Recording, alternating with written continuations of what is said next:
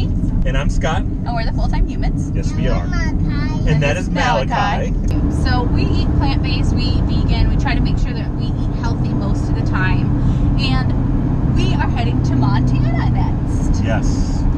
I searched in Montana. There is not a Sprouts, there is not a Trader Joe's, and there is not a Whole Foods in the whole state of Montana. So we're having to do some prep work. We realized we were going to Montana, and Montana's known for big skies and meat, right? Yes. So we decided, cattle, yes. There you go, cattle. So we decided to go ahead and stock up. So we're heading to Whole Foods now. What? We found a car.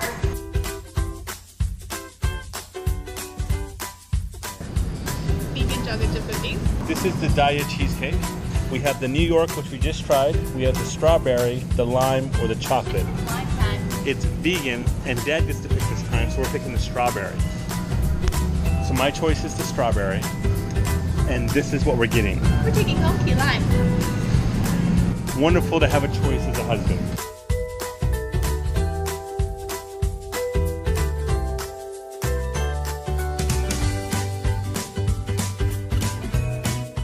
The reason we came.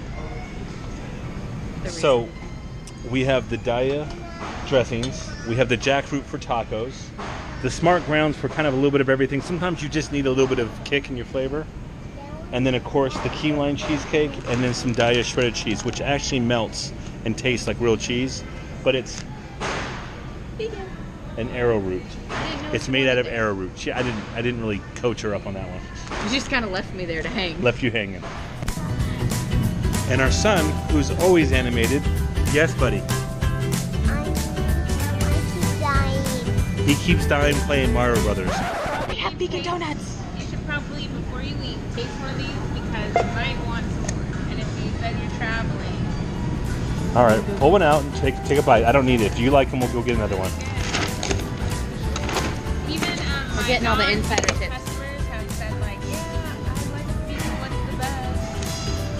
I'm going to go delicious. Do I need to go get another one? They're delicious. You can taste it. Okay. Eat the cookie. I'll be right back. I'll be right back. All right, that was amazing. So then just when you bring it up there, just say, she said it's on us. Sarah will know what that means, but I gotta put this. You are amazing. Thank you. Thank you. Thank you so much. What? Not only did I have donuts, she went to the back, got them from the frozen section, and she gave them to us as a free sample. Oh, Legit. life is good. Thank you. Thank you, God. Legit be happy right now. Well, I'm sorry, buddy. What? You driving? All right. Don't hit the car. Oh no! Good morning. It is about 8 o'clock here in Kansas. We are getting ready. We're going to be heading to Montana today. So we just kind of wanted to give you a little bit of what we do on the outside of the rig to get it ready to roll. We got a lot to do, so we'll see you in a minute. So one of Scott's jobs is he does most of the outside stuff. He's in charge of making sure we get our car connected to the RV. He also has the fun job of getting the bike rack put back on the car. We're really thankful for my Uncle Steve. He helped us find this, and he also helped us find our Reed bikes, which are wonderful. They've been a huge help. So we don't always take this off depending on where we go if we're going to use our bikes a lot. Here, it was so hot and humid we weren't able to use them.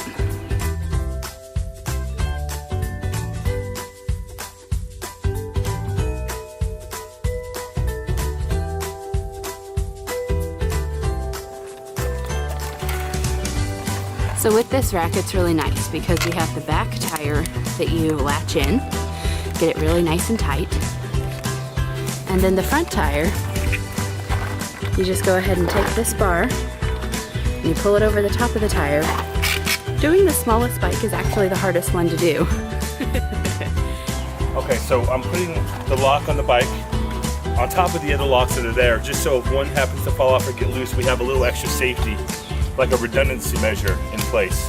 So there's actually 3 locks on our bikes right now. Well, a total of 2, not counting the devices that hold the bikes in place. Okay, so there's 2 locks and 3 devices. Really like to do before we leave is we like to dump our tanks one more time.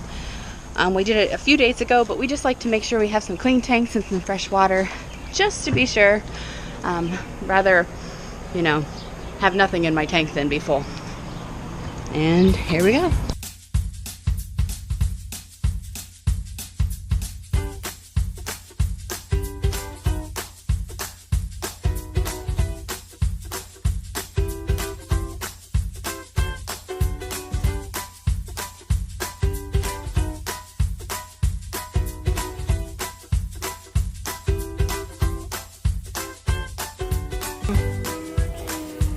You just wake up?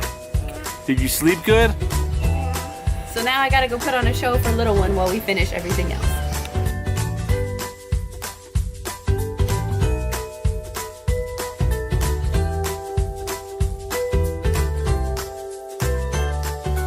They look like a stick on the ground to you, but for me it's a marker to tell my husband how far to come for our blue ox.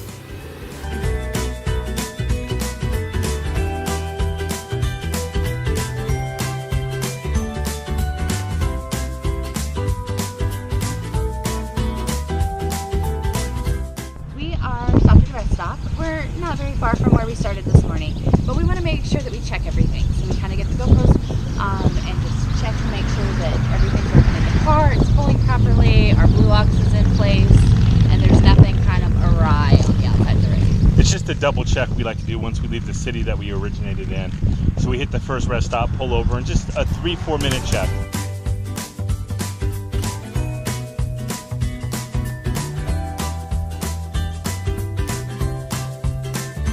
So I put a little device that you can get on Amazon, and we're going to talk more about it. I'll get you pictures and links and whatnot, but we had a check engine pop up. Which is always terrifying when you have a really long drive day. We have 18 hours between the next 2 days, so we really did not need to see that today. So it popped up, but wonderfully, that's a kind of a mouthful. This device plugs in to your car or your RV, and with an app you can connect to it and you can find out what's going on. It diagnoses for you. Now, I already knew about this particular issue. They did tell me it may pop up, and it did. So we feel good. They said we can make it to where we need to go. We are heading toward Wyoming right now. We are still in Kansas, and I am really working on my navigating skills today. If you saw our other video about this. So we are in a rest stop, and I was like, okay, now you are going to merge back onto the highway. And he's laughing at me, but I'm trying to do better. She's over-communicating, which, if you know me, can be a bit annoying to me, but because she's trying so hard, I can't really get upset at her because she's been so poor at it. Bad. That we're just gonna let it go and move on. All right, guys. Wish us luck. We'll talk to you later. Malachi is very excited. So when we're at the gas station, Malachi found a $1 bill on the ground, didn't you? Yeah. And what are we gonna do with your special $1? You guys give it to him. And we're gonna buy candy. Say we're gonna buy candy. You get a special treat? Yeah. Well, your $1 you found? Yeah, we need to buy it, give it to him. Say thank you, whoever dropped it. Thank you, whoever dropped it. A quick little travel tip. When we have travel days, we use Walmart bags for all our trash. So every time we stop at a gas station, rest stop, anything like that, we can get rid of our trash. That way we're not just keeping trash in the rig. So it's just kind of helpful if you just want something that you can throw your trash in here from breakfast or whatever and throw it out.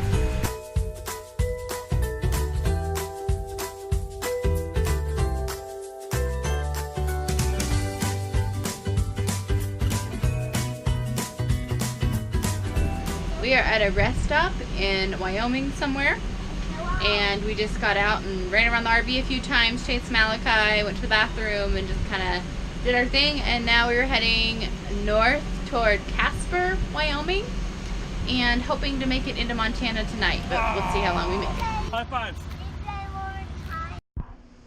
We're at a Walmart and I don't know, northwestern Wyoming. I have no idea where we're at right now. I got about 4 hours of sleep. Say hello. Oh. I'm so mean. It is 8 o'clock. We parked in the Walmart here. We're in Sheridan, Wyoming, right? I think. Yeah, Sheridan, Wyoming. We got here around 2 a.m. It's 8 o'clock and we are rolling out. Scott did go into Walmart and grab a couple things that we needed for the trip and just for life, and grabbed us some breakfast. So now we are on our way, and Montana or bus? No makeup, no shower. We got 6 more hours roughly. Yeah. And we are in the northwestern tip of Wyoming. Yeah, we are almost to Montana as it is. So today we wanted to give you 3 quick tips for when you're traveling. First off, don't ever be in a rush to go from place to place, especially if you're traveling full-time RVing. The second one is completely enjoy the journey and keep perspective. Driving isn't always a chore, and sometimes it can be just the experience of looking out the window. And the last thing, do something engaging for your mind. Maybe listen to an audiobook, play a questions game with your spouse, or even like me, I have to keep my hands busy too, so I may crochet. Just make sure you keep yourself busy, enjoy the journey, and get out there and go.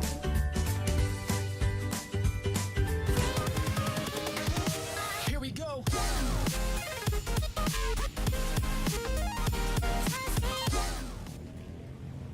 This dude has passed us like 3 times.